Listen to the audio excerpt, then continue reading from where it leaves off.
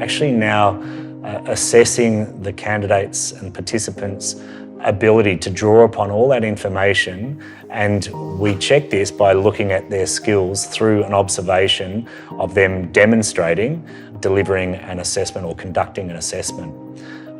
This is done in a role play, and it provides an example of how they would conduct assessment in a real-life context.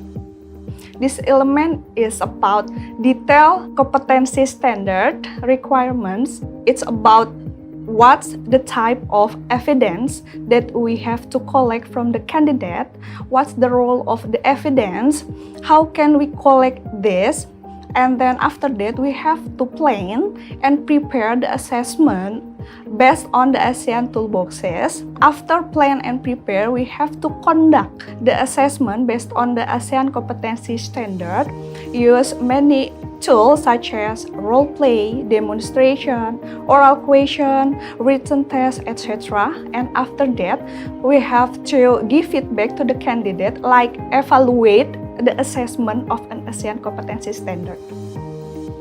4.1 is actually under the scope of the implementation or to implement assessment of an ASEAN competency standard, and that includes the detailed competency standard assessment requirements. It gives you a different options on how you can actually do assessments. So there are different methods, and that includes written or diagnostic, which makes the candidate has to go on through a written exam.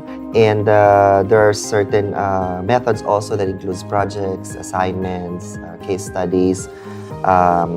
There's also what you call the RPL, or the recognition of prior learning, for which it gives importance to a candidate's previous experiences in terms of their knowledge acquisition. Another very, very effective method for assessment is the skills demonstration. So as an assessor, we have to be very keen in the observation and very fair. You have to specify the particular competencies that you really wanted to see from a particular candidate in order for you to give a fair judgment.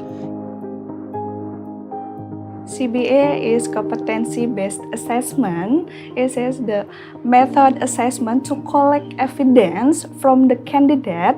It is used for make a judgment, and the result of this method is to ensure that the candidate is competent or not yet competent. If the candidate is not yet competent, the candidate can reassess or take assessment anytime when the candidate is ready to be assessed. The candidate has to fulfill the requirements such as the observation checklist evidence, oral question, written question, RPL, third-party report, and English proficiency.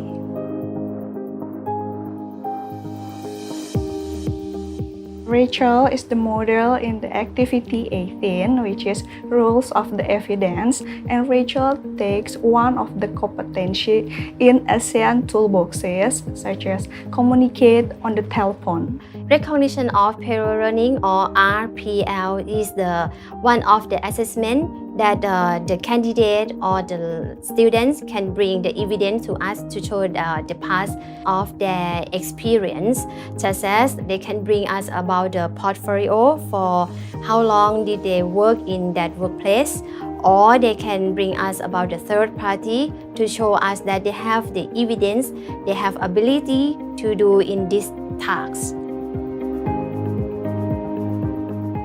Last week, we actually have a very good role play whereby it is actually to assess us on the competency of carrying a task out as an assessor.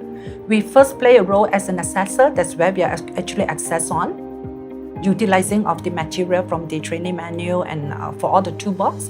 And second day, actually, I play a role as the model to help a friend to go through the role play.